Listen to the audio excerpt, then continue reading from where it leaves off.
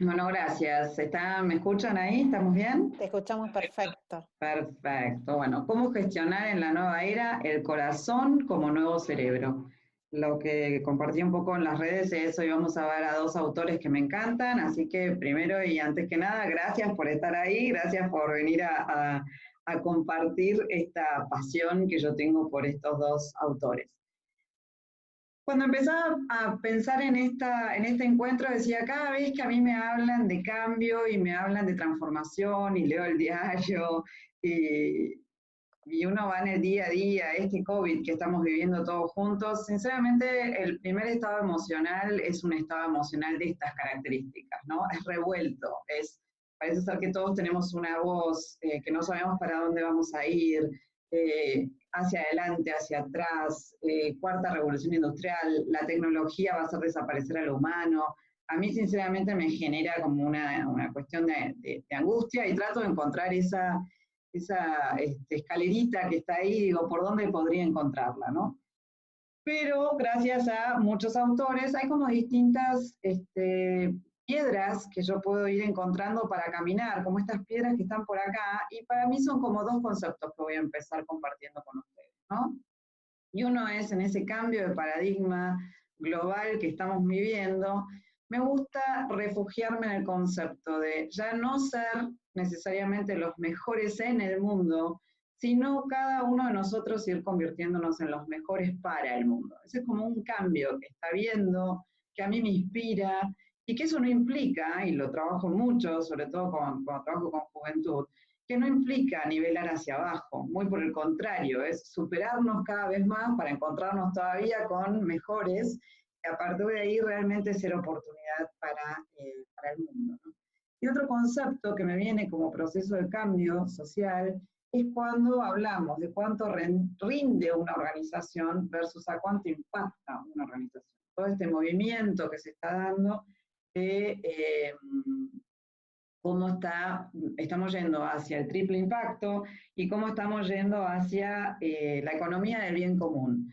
Que lo que a mí me interesa, y como contadora que soy, lo que me interesa es que no dejamos de lado el concepto de lucro, no dejamos de lado el concepto de rinde, sino que lo resignificamos y producto de nuestro aprendizaje pasado, vamos a todavía triplicar la apuesta. Ya no medimos solamente lo económico, ahora medimos el impacto en la gente y medimos también el impacto en el medio ambiente. Entonces hay un tema de integrar conceptos. Entonces cuando yo empiezo a encontrar estas ideas, estos conceptos, para mí lo que era un mar muy bravío comienza a ser un agua donde todo puede ir cayéndose, pero tengo pie donde ir caminando para construir una nueva realidad, ¿no? Me empiezo a sentir más en este estado anímico.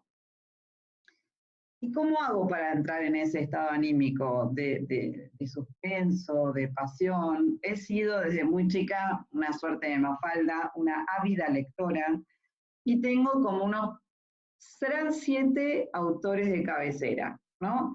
Que me fueron mostrando este camino y como le decía a uno de mis últimos jefes, estoy fascinada de ver que cada vez se habla más de aquellos conceptos que en el pasado, hasta algunos de estos autores decían que se tenían que disfrazar para ir a las convenciones a donde iban a buscar otras informaciones no tradicionales porque el mundo les decía que esos pensamientos estaban vedados, ¿no? Y hoy están empezando a hacer tendencia. Entonces, hay dos autores que son los que quiero ver con ustedes hoy. Joe Dispenza es uno y Richard Barrett es el otro, ¿no? ¿Por qué quiero ver con ustedes estos dos autores en el día de hoy? Joe es una persona que a sus 28 años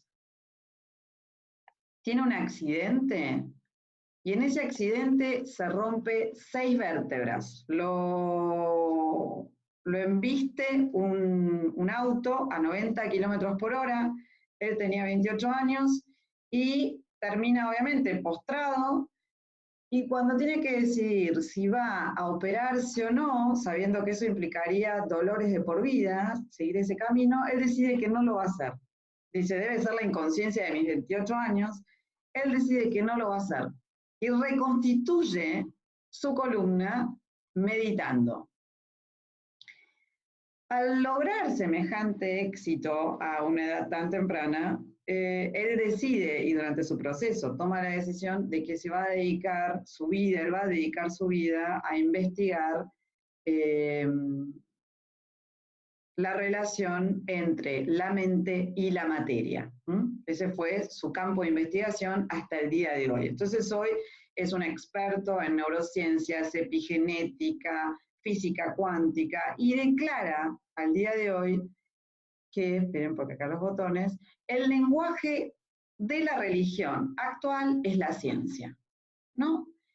Concilia dos mundos, en su camino concilia dos mundos que estaban separados. El lenguaje de la religión actual es el de la ciencia. Podemos demostrar aquello que antes estaba como en el plano de lo esotérico, ¿no? Podríamos decir casi. Ahora bien, el otro autor que quiero ver con ustedes es un ingeniero. Y este ingeniero era un ingeniero en transporte y un buen día decidió convertirse en ingeniero en transformación, empieza a entender lo que es el proceso de una organización. El primer libro que escribe es Liberando el alma de las organizaciones. Cómo crear organizaciones visionarias impulsadas por valores. Entonces, ¿qué pasa? Para mí, estos dos autores van trayendo palabras que en el mundo tradicional en el cual nos movíamos son como mundos contrapuestos, ¿no? Ciencia, religión, empresas, alma. Y entonces, para mí, cuando empiezo a observar, y producto también de otros autores de los cuales me fui nutriendo, yo necesito ver o escucho a aquellos que me van trayendo ideas que veo que integran distintos mundos. ¿Por qué? Porque en la naturaleza, cuando algo nace, la vida de cada uno de nosotros nació por el encuentro de aquello que nosotros podemos denominar opuesto o complementario. Nace de lo masculino y de lo femenino. Somos diversos y es la diversidad la que genera una nueva vida. ¿Sí? No es lo igual lo que genera nueva vida en las últimas tecnologías de la naturaleza, ¿no? Hay una antropóloga que decía, hoy estamos clonando a Dolly, bueno, pero la clonación es dentro de las tecnologías, en la naturaleza es como antiguo, no es de las últimas tecnologías. Entonces, continuamente remitirme a este concepto de cuando estoy creando desde la igualdad o estoy creando desde esa diversidad, ¿qué estoy haciendo nacer? Entonces, desde acá los voy a invitar a que empecemos a escuchar o a conocer la propuesta de Joe Dispenza. Por favor, Jiménez, si hay comentarios o algo, me los van poniendo. Por el momento no. ¿Qué reflexión? Si tienen alguna reflexión que quieran compartir con nosotros, recuerden que siempre está el chat abierto y los estamos leyendo, y los vamos a levantar. Ahí Guadi dice, amamos a Joe, hay otra fan de Joe. Hay otra fan. Bueno, acá hay un tema. Para los que les gustan los procesos, les cuento cómo vamos a hacer. Ahora vamos a ver a Joe, después vamos a ver a Richard, y después vamos a ver dos ejemplos. Los vamos a comparar por qué estamos trayendo los dos a esta presentación, y después vamos a ver dos ejemplos para que esto no quede en entelequias. ¿Ok? Entonces, vamos todos juntos. Joe lo que tiene es que, yo no sé si ustedes recuerdan, yo me acuerdo perfectamente en cuarto año del colegio, cuando voy a la clase de física y la profesora de física me dice que los físicos habían investigado hasta las últimas consecuencias la materia y la habían ido reduciendo a su mínima expresión, pero que bueno, no habían llegado todavía cuando yo ahí tenía 17 años, o sea, hace varios años atrás, todavía no habían llegado a detectar cuál era la mínima expresión de la materia. Entonces, que habían llegado a una convención, y que la convención era el átomo, ¿sí? Y teníamos esta descripción de átomo que está basada más en la descripción de su componente físico que de su componente vacío. ¿Sí? Y yo me acuerdo que dije, no puede ser, estamos viviendo en una realidad continua de una convención de unos señores. Y yo en cuarto y quinto año era bastante bastante beligerante, ni bien me decían que había una convención que había determinado ciertas personas, yo era bastante la adolescente clásica y me ponía de mal humor. Por suerte, un buen día fui descubriendo el mundo de lo cuántico. Ya hace muchos años atrás hay un libro muy lindo que es el Tao de la Física, que nos va presentando todo esto. Y ahí lo que descubre la física cuántica es que en realidad lo que nosotros vemos en la mínima unidad no hay materia. Todo es básicamente energía. 99.99 periódico de un átomo, según la visión actual, es energía. Y solamente el 0,0001% es materia. ¿Y de qué depende que algo se convierta de energía, que es cuando estamos se dice, está en onda, y se convierta en materia, que es partícula? Y eso depende de que aparezca un observador, ¿sí? Esto ustedes lo pueden investigar como el experimento de la doble rendija, está lleno de distintas formas de verlo rápidamente, hoy cada vez más explicado de manera fácil. Entonces, depende de que aparezca un observador, que acá el mundo del coaching aplaude, ¿no? Ahora, Joe va un poco más allá, porque Joe le dice a sus amigos físicos, pero esto es muy importante, y los físicos le dicen, no, mira, es tan ínfimo en la vida cotidiana que no tiene mucho sentido acercárselo a la gente en general. Nosotros seguimos viviendo en un mundo material, cada día que nos levantamos, ¿no? Todo es materia. La computadora por la cual estamos hablando actualmente, nosotros la vemos como materia. Pero él dice, no, acá hay algo interesante, y él decide, Joe decide, que él no quiere ser un científico que investigue las generalidades de la ley para explicarlas. Él quiere investigar los milagros. Imagínense que él era un milagro caminando, ¿no? Al momento de reconstituir su columna. Él quiere investigar los milagros para convertirlos en cosa cotidiana. Quiere generar tendencia de lo nuevo. Entonces se pone a investigar cómo es el tema de la física cuántica aplicado a nuestra vida cotidiana. Y yo lo único que voy a hacer, chicos, hoy, porque esto es como en 10 minutos, imposible, ¿no? Que demos la profundidad del material, voy a pincelar sus conceptos. Él empieza a describir, podríamos decir, que empieza a permitirnos conocernos a nosotros mismos como una antena. Si empezamos a darnos cuenta que el contexto con el cual nosotros nos relacionamos es básicamente energía, que se manifiesta cuando lo observamos, bueno, empecemos a investigar cómo es que nosotros somos observador, cómo es que nosotros hacemos decantar esa materia. Y él nos explica cómo es. Él dice, ¿sabes qué? Acá hay un juego entre la mente y el corazón.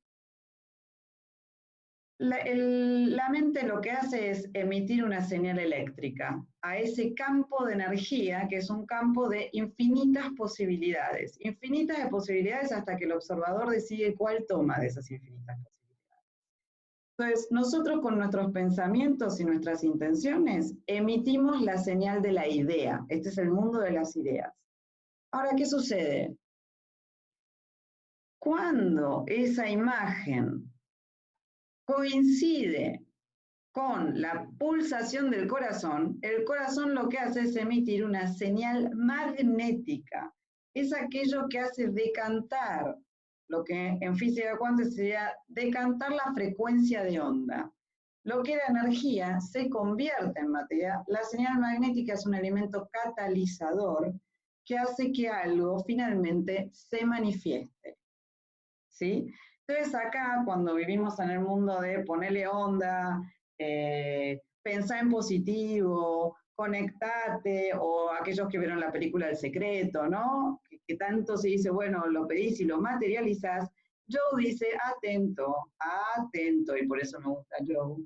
Dice, no, acá no es solamente un tema de estar tirando pensamientos y repitiendo como loros algo, porque en realidad es vital que haya coherencia para que realmente seamos una una antena que emana, tiene que haber coherencia entre lo que pienso que quiero y lo que habito desde el corazón. Si yo me la paso pensando que quiero dinero, pero vibro la emoción, las emociones son del mundo del corazón, podríamos decir, pero estoy en miedo de que no voy a tener, de que voy a estar carente, no hay coherencia entre el cerebro y el corazón. Por lo tanto, Joe dice, en la incoherencia no decantamos realidad. En este sentido, ahí, Daf, tenemos algunos comentarios que si querés podemos traer. Bien, nos hablan de integración, ¿no? Ya desde un momento, integrar al ser humano. Dice, antes se hablaba de integrar al ser humano, pero no se accionaba en este sentido. Ahí Patricia dice, no más polaridad, sino integrar, el momento histórico para oír el camino.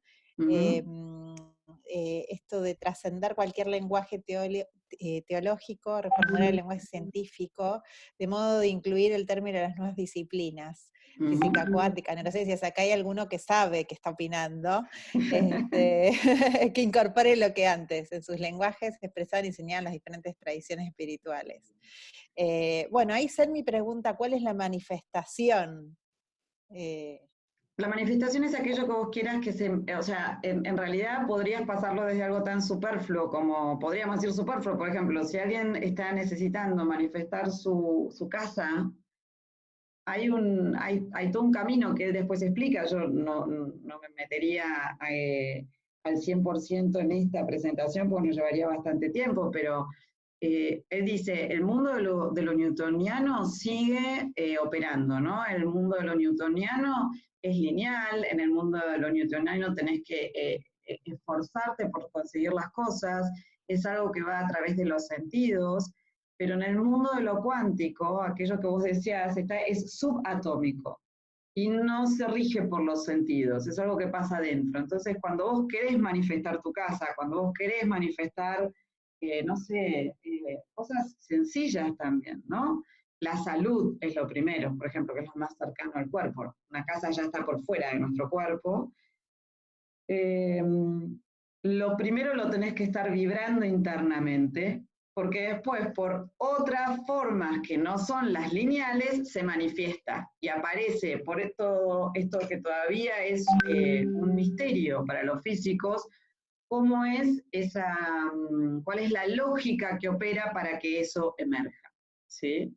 Por ejemplo, cuando ahora nos dicen que ustedes desearon mucho ya estar recluidos en sus casas y generaron colectivamente esta realidad, ¿no?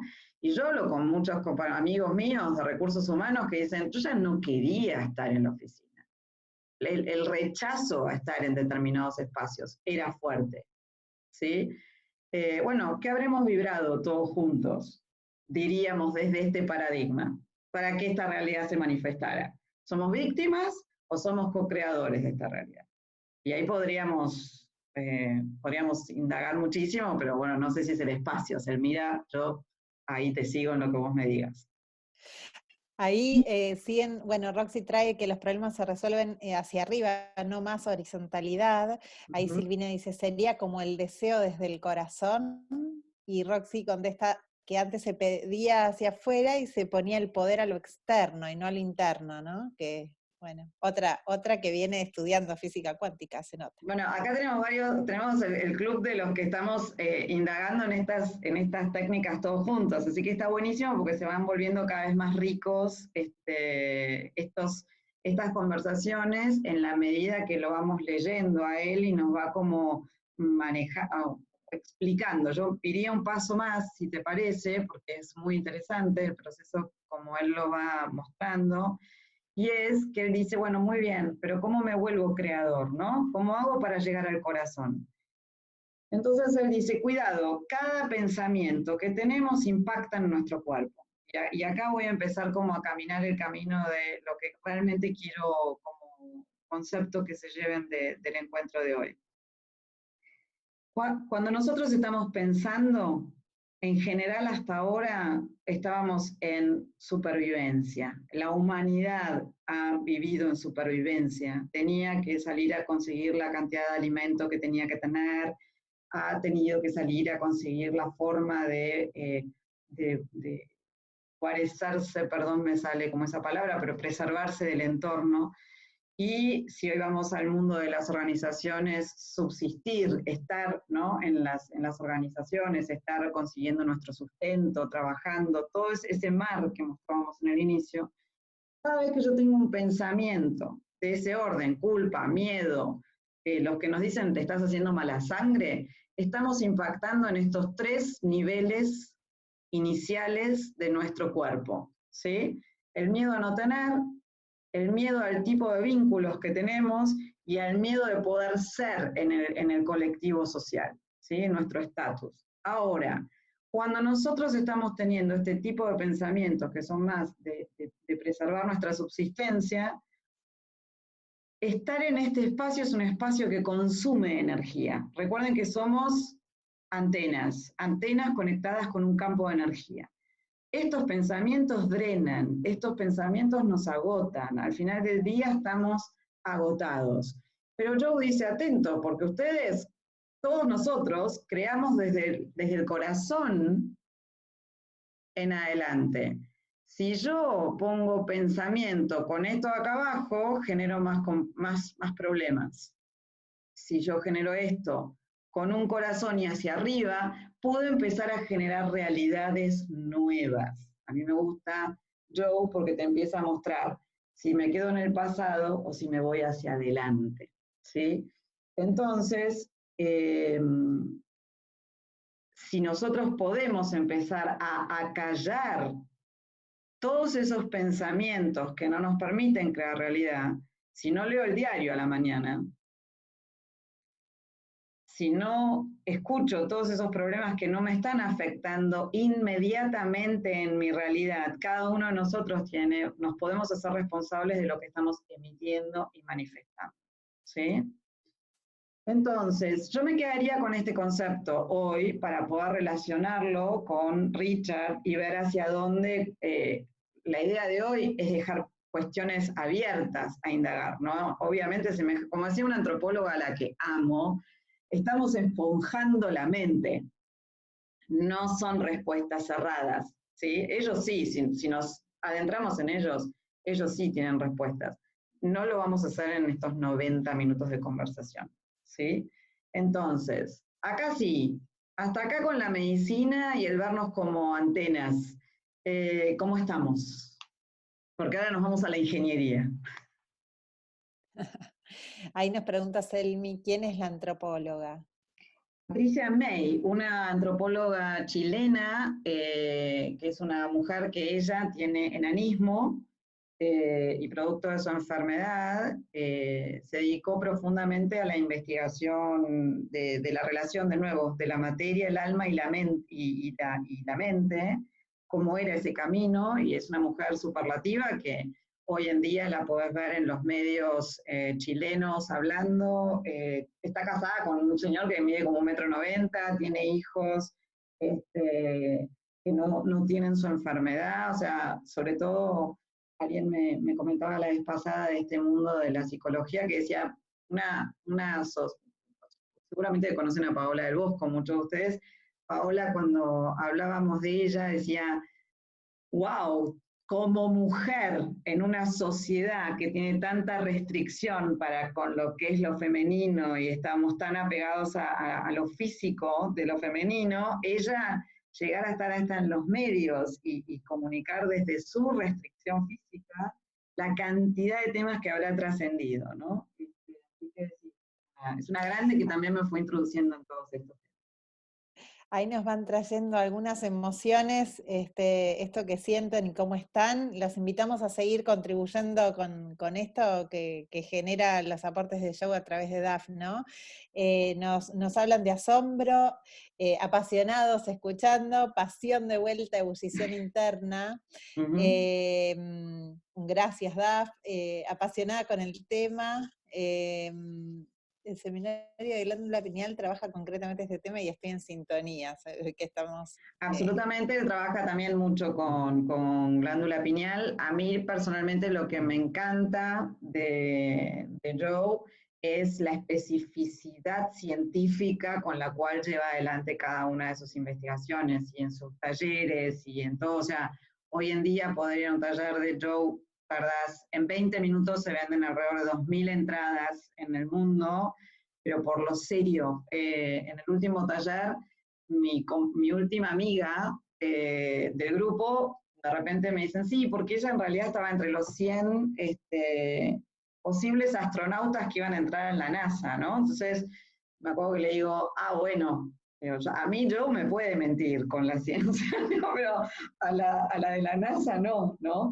Y me parece como re importante en esto de la integración, por eso lo traigo, ¿no? Joe para mí muchas veces no es que me trae conceptos nuevos, sino que me permite integrarlos hasta el nivel del cuerpo. Yo muchas de estas cosas las he caminado desde la psicología transpersonal y las he caminado desde la filosofía y mismo desde la meditación y el budismo, pero nunca lo vi aterrizado, aún cuando vengo de prácticas físicas, psicológicas con cuerpo, nunca lo vi con la especificidad médica con la que él lo transmite.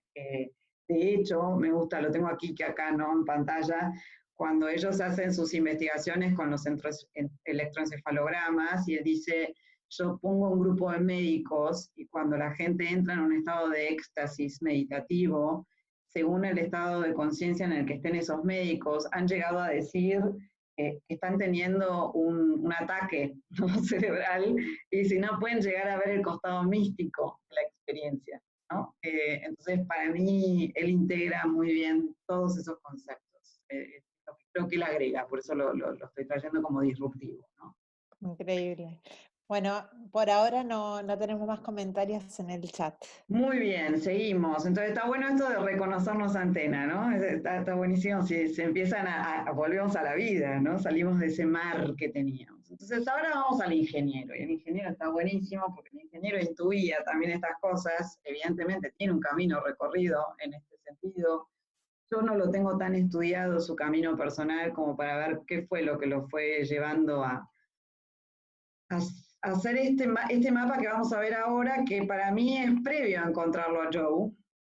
Los voy a pasar para acá. Voy a correr un poquito. Voy a traer acá. Ahí está. Ahora voy a poner. ¿Qué hace Joe?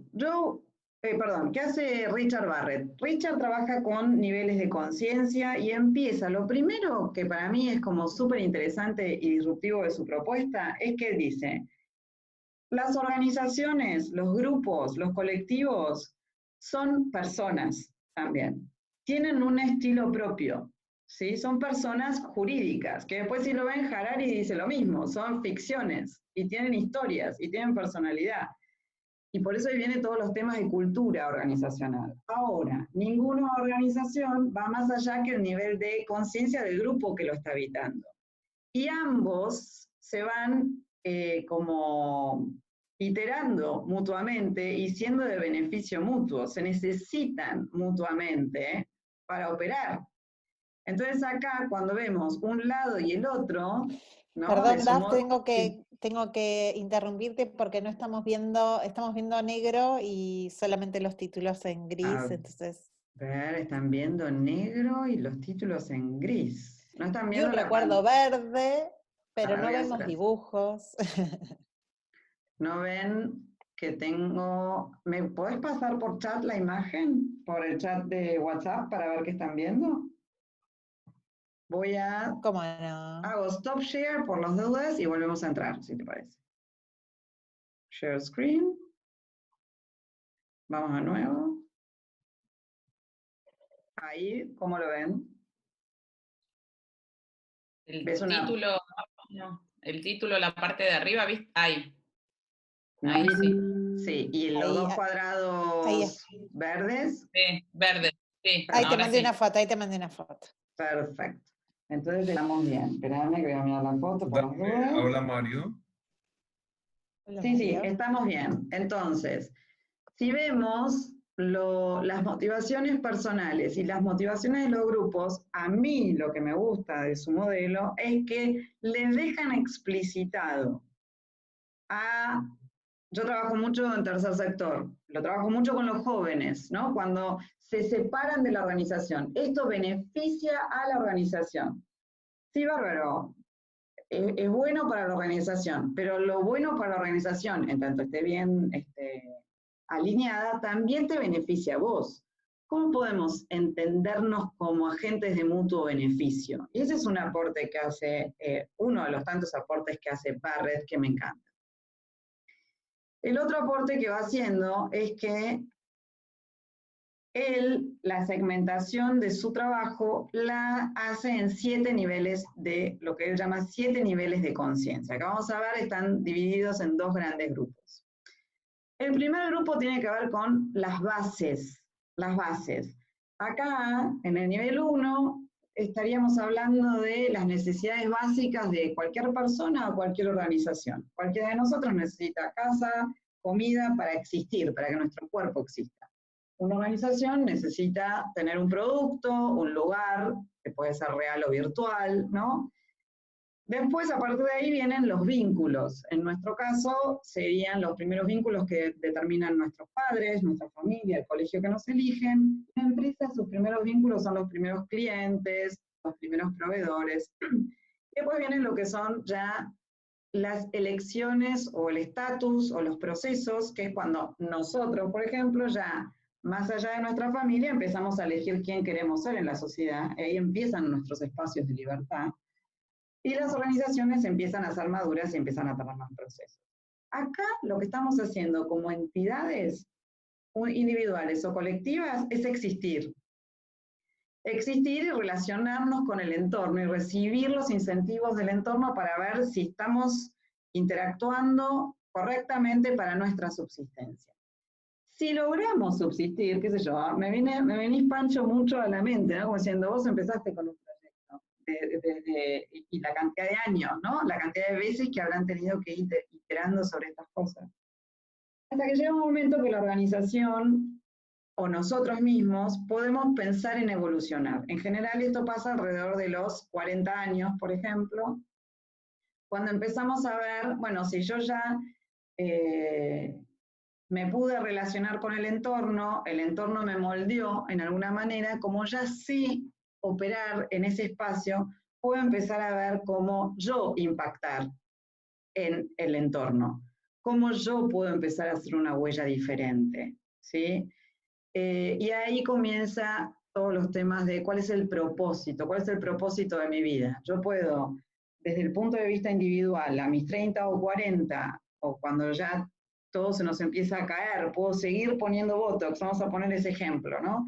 Puedo seguir poniendo Botox porque no quiero entrar en darme cuenta de la finitud de la vida, o empiezo a ver la finitud de la vida y veo cómo lidio con eso y qué entrego a ese entorno. Entonces, ahí te diría, desde este modelo, si yo pongo Botox, pongo auto, pongo casas, me quedo siempre acá, este es el viejo, lo que podríamos decir el viejo paradigma, porque la sociedad ha ido evolucionando, ¿sí?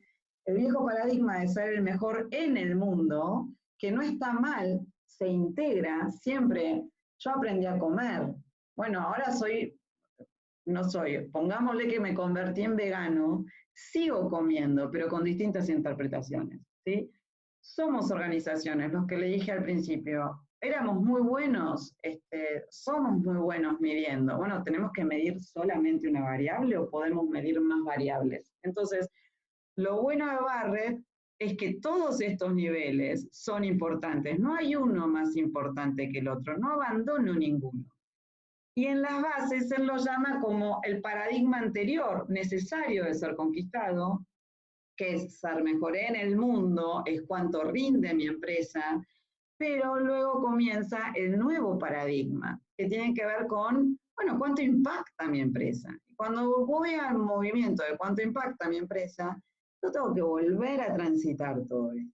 Yo vuelvo a revisar cómo me planteé el lucro, cómo me posiciono, en qué ámbitos voy a estar. Como decía alguien que yo conozco, decía, claro, que era súper, yo rinde, y llega un momento que decía, basta, por favor, no hablemos más de rinde, los que ya nos gustaban otras cosas, y él decía, yo me doy cuenta que cuando hablo con los que ya están en la economía del bien común, hablo hasta con otras palabras, tengo que cambiar mi conversación. Bueno, claro, su nivel de estatus empezaba a cambiar.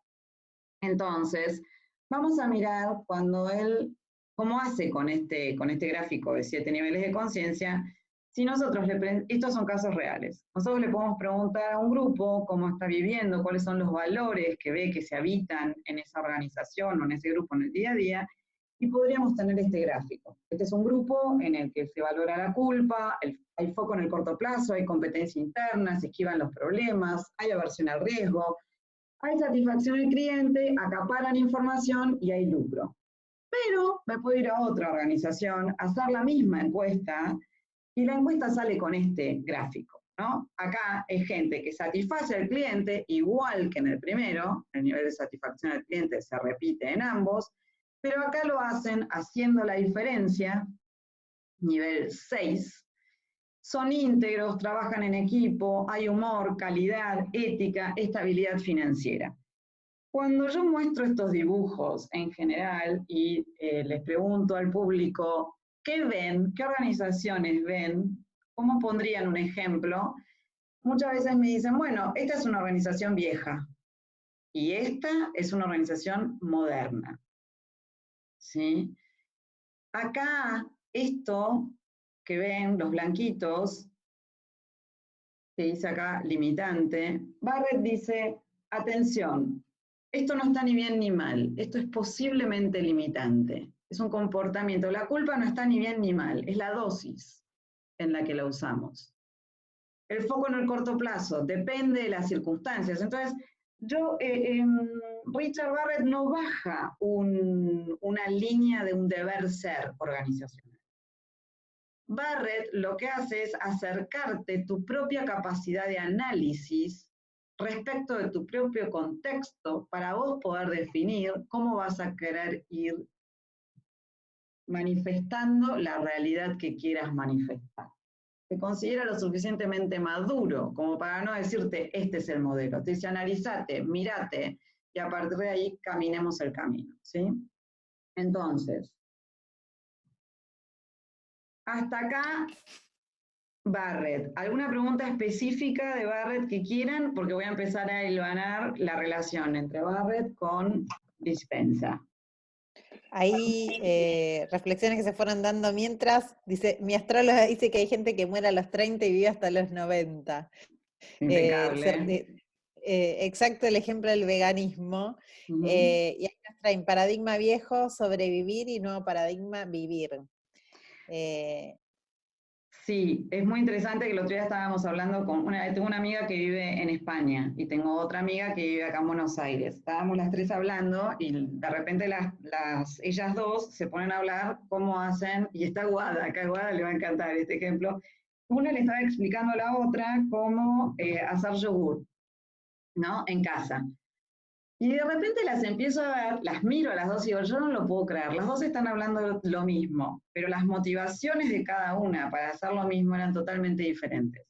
Una, la de Buenos Aires, estaba viendo cómo ahorrar, ¿no? Su cuenta se había disparado a tal punto y con 3 hijos que para ella era la inmensa cantidad de acciones que tenía que llevar en el día a día para poder subsistir. Supervivencia, ¿sí? La otra, viviendo en España, lo hacía porque tenía conciencia ecológica y lo hacía desde otro lugar, totalmente diferente, ¿no? Podemos converger en la acción, pero el tema es desde dónde lo está habitando esa persona. Y eso no es menor cuando gestionamos gente, ¿sí? Entonces, Jime, ¿sigo o...? Ahí sí, dice aquí que también sería una foto de los valores actuales, pero es importante el contexto en el que está. Fantástico, ¿no? Ahí entraríamos con unos debates que no los dejamos para la interpretación de cada uno o para el foro indicado, ¿no? Porque esto nos desviaría totalmente. Bueno, entonces vamos a unir a estos dos autores. ¿Sí? Jimé, ¿estamos bien? Perfecto. Ok. Entonces, fíjense, Dispensa nos dice en los 3 niveles de abajo, en en los 3 niveles de abajo está la persona en supervivencia. Y el ser humano tiene el problema de que puede estar en supervivencia más allá de que la realidad requiera la necesidad de estar en supervivencia. Acá, Joe nos muestra esos 3 niveles, ¿no? La persona jurídica también puede estar en estado de supervivencia. Luego, acá que tengo, no quiero ver, me está tapando, yo no sé si ustedes llegan a ver. Vemos algo negro tapando. Acá. Ahí mientras traigo una reflexión de Roxy que dice, para integrar en una organización hay que primero integrarse uno. Bueno, entonces, ¿qué pasa? Acá viene, espérenme, acá viene, fíjense, estos 3 niveles hablan de una organización o un equipo que está en posible miedo, ¿sí?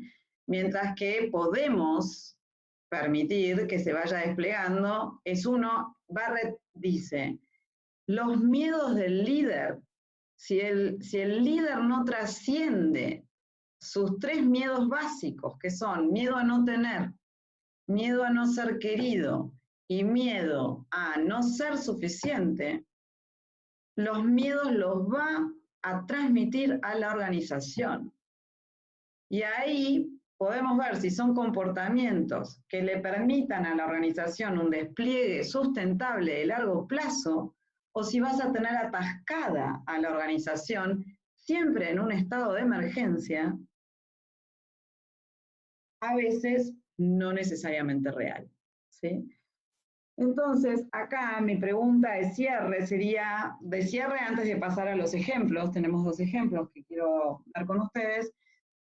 La reflexión del día de hoy es, ¿desde dónde está cada uno de nosotros parados respecto del trabajo, ya sea como jefes en el vínculo con nuestra gente, o nosotros mismos como empleados, y ahora vamos a ver después en el último ejemplo, respecto de quienes nos lideran, ¿no? Acá hago como una pausa, si les parece bien.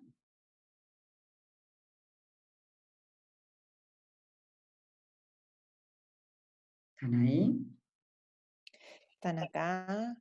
Acá nos traen, es fundamental trabajar sobre la cultura organizacional para avanzar en la transformación y concluir en el mejor clima organizacional. Cultura desde dónde, ¿no? Se trabaja desde los individuos. Es una reflexión también, ¿no? Bueno, ahí en general Barrett lo que dice es que la forma en la que él trabaja va todavía como más allá que el clima, ¿no? Como que hay algo de real alineamiento de cada uno expresando su mejor potencial hacia la organización. Hay una cosa como más del ser que del hacer, ¿no? Ahí habría que ver, esas son conversaciones, pero totalmente, sí, los climas son muy importantes, no son inocuos, digamos. Ahí nos dice, nos dice Roxy, ¿qué pasa con las personas de RH que no se ven o no están actualizados en estas teorías? Después, Quique, es muy fuerte el tema de los 3 miedos de los líderes.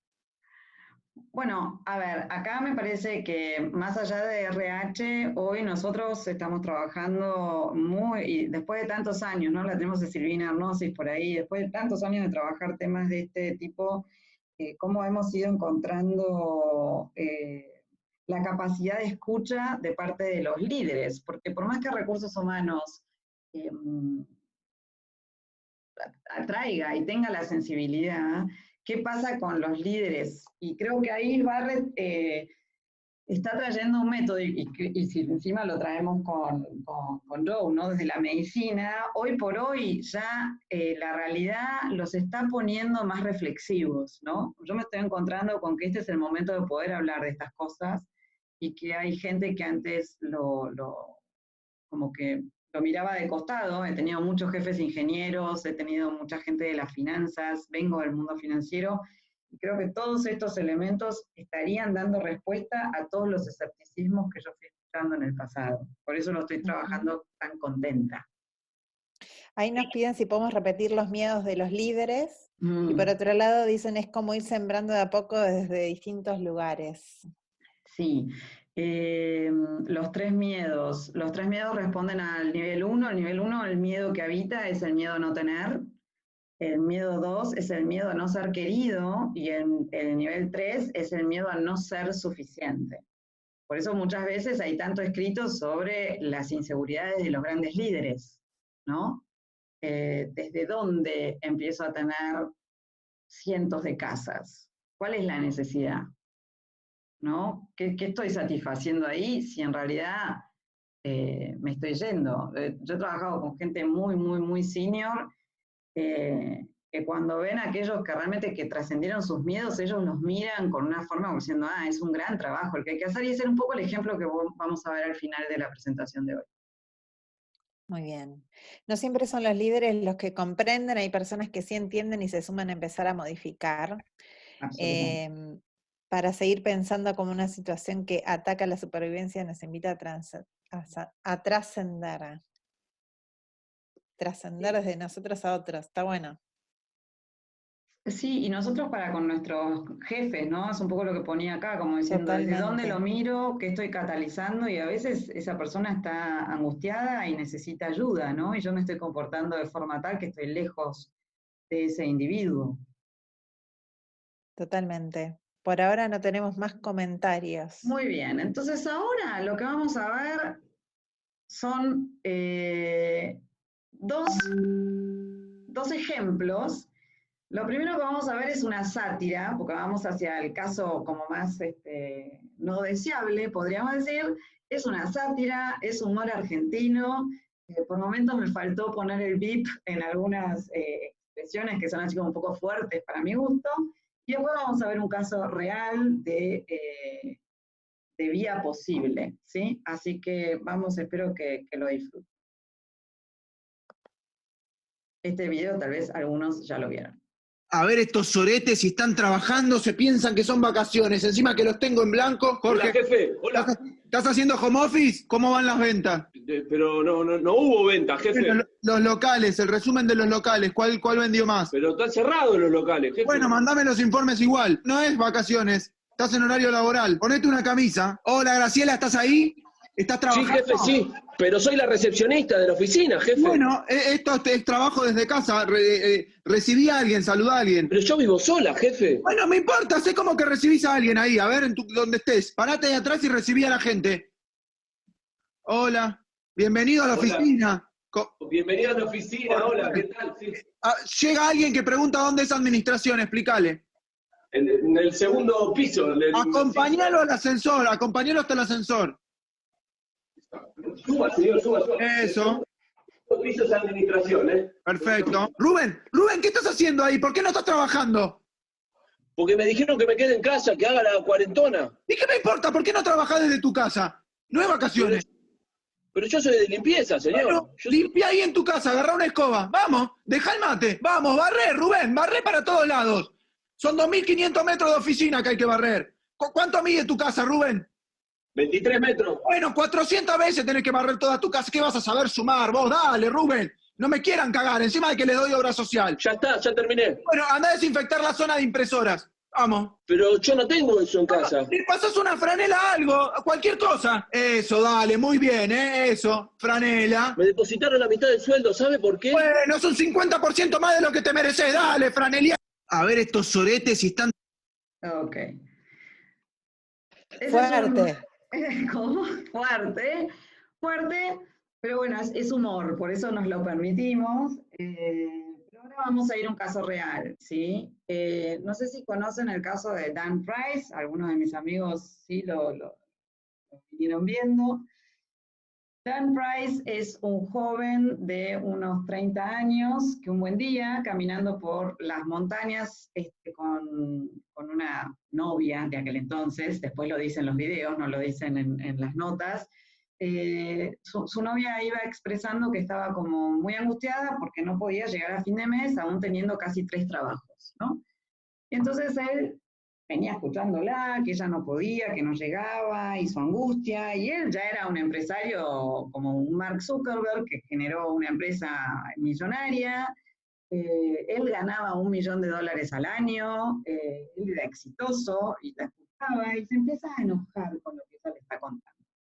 Y cuando se enoja, dice de repente, me daba cuenta que empecé a decir, uy, los sistemas, ¿no? Empezó a poner afuera el problema, y de repente se da cuenta que 1/3 de sus empleados estaban en la misma situación que su amiga, que no llegaban, el sueldo mínimo del que se estaba hablando en esos momentos en Estados Unidos rondaba los $15.000 año.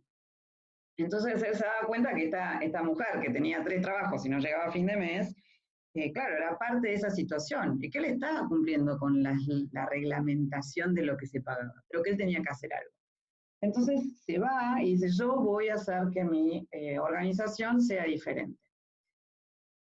Y se pone a estudiar, y detecta que los investigadores decían que para ser feliz en Estados Unidos tenías que ganar $75.000 año.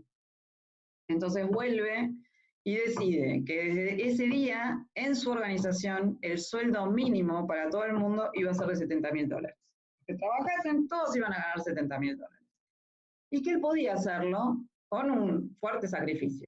Redujo su salario en 90%, hipotecó sus 2 casas y perdió parte de sus ahorros en generar este nuevo sistema.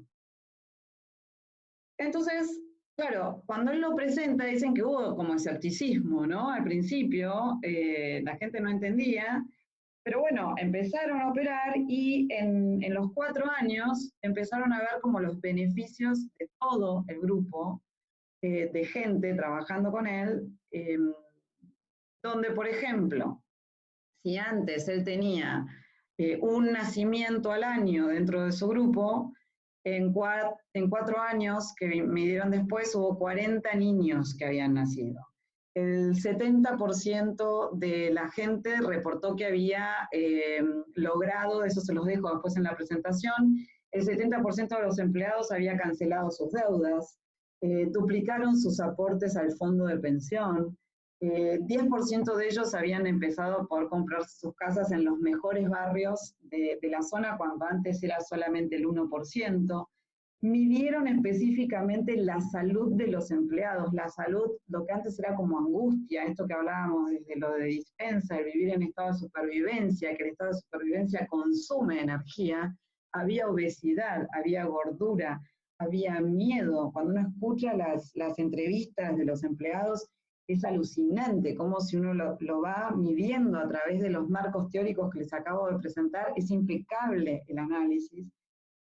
Y a pesar de todos esos beneficios, también él tuvo que como trabajar o atravesar adversidad del contexto, ¿no? Porque hubo gente en los medios, medios que él escuchaba de chico, que decían que, bueno, que él era comunista, que esto tenía que ser estudiado en las universidades de los MBAs como el anticaso a seguir adelante, cuando en realidad lo que demostró él es que todo empezó a beneficiarse. Hubo gente que renunció, senior management, que renunció porque decían que la gente se iba a volver holgazana, ¿no? Y a pesar de eso, él sigue como creciendo y sigue manteniendo esta misma línea. Entonces, lo que quiero compartir con ustedes hoy es el video en el cual no logramos, por más que lo buscamos, si el video no está en YouTube, no sale el subtítulo en castellano, pero lo que les queremos mostrar es que él renunció a muchas cosas para que la compañía fuese creciendo, y él es el primero que pasó a ganar $70.000. Sus empleados un día deciden que tienen que devolverle algo por todo lo que él hizo por ellos. Y deciden recaudar fondos para regalarle el auto que él soñaba, porque él no iba a llegar, haciendo lo que hacía, él no iba a tener el auto de sus sueños. Entonces deciden regalarle un Tesla de todos.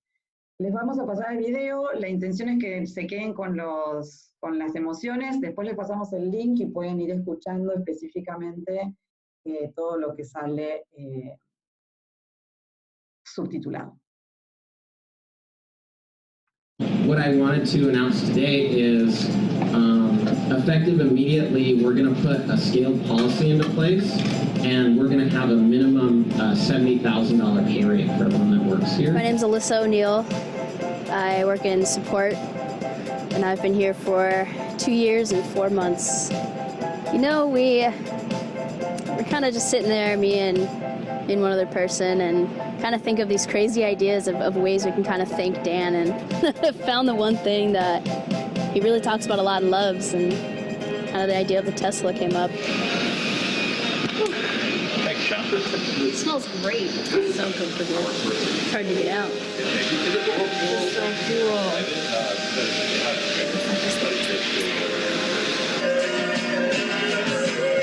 I'm really nervous, but I'm really, really excited because I know the hardest part is just making sure I don't slip up before he actually sees it. I got the keys today, and I was like trying to like low key like take a picture of it in my hand, and then like 3 people walked up behind me, and I had quickly put it in my desk.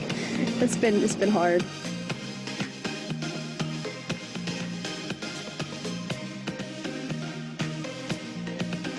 I hope Gary got the insurance. This is the nicest thing I've ever been in, so please take care of it.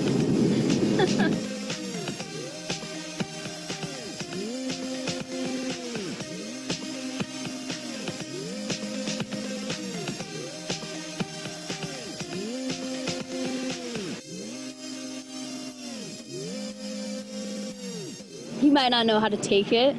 He might be a little concerned about what other people, you know, outside of Gravity are going to say. To think about it happening so soon, about 10 minutes, I'm definitely starting to sweat.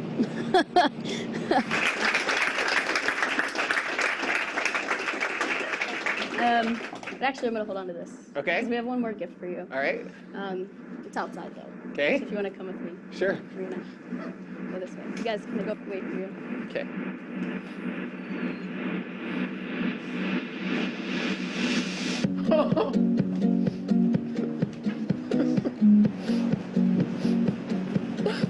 Thank you.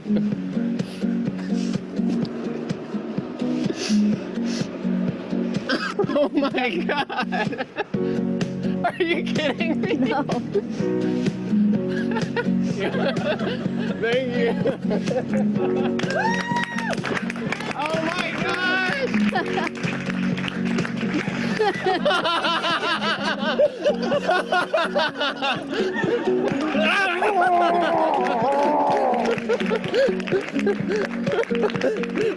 What? Am I on?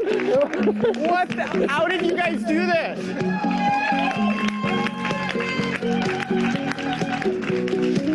I feel like this is like the ultimate way of saying thank you for just any and all of his sacrifices that he's made, or you know, any of the negative stuff he's had to deal with just in life in general, and for Gravity. You know, he's kind of he's went up to bat for us, so I figured we could do something nice for him. Wow. What I wanted to announce today. Que tengo que ver cómo salgo acá. Entonces, él dice, para mí es un test cada día, porque yo tengo la capacidad de hacer la misma plata que Zuckerberg. Y me sale mi costado competitivo. Pero yo sé que el camino va por acá. Dice, yo sé que hacia allá va el mundo, y yo hoy voy a hacer solamente un granito de arena en esta construcción, y quiero ser parte de esa construcción. Entonces, quiero como este cierre, si lo escuchamos a Dispensa, que dice, señores, en el momento en que ustedes entiendan cómo es que uno crea realidad y genera materia, desde, como él nos lo está explicando, desde lo cuántico, que no tiene nada que ver con la lógica que nosotros habitamos hoy en día, la necesidad del comportamiento, me viene la palabra como en inglés, ¿no? Pero la ambición desmedida deja de existir, porque comienza a haber abundancia, desaparece el concepto de carencia. La chica de la nota dice, si ustedes se dan cuenta, no lo dice en este video, pero lo dice en otro, él nunca se sube al auto hasta no haber abrazado a todos sus empleados. Su escala de valores está marcándose en cada uno de sus comportamientos. ¿Qué es lo que él valora? ¿Dónde pone el foco? ¿No? Entonces, la verdad que me daba la sensación de que este análisis con el GPS de los dos autores que vimos es totalmente viable y me saca de ese mar bravío y me pone en ese espacio de absoluta creación y posibilidad que para mí se está presentando frente a esta situación que estamos viviendo. Así que bueno, esa es mi charla de hoy.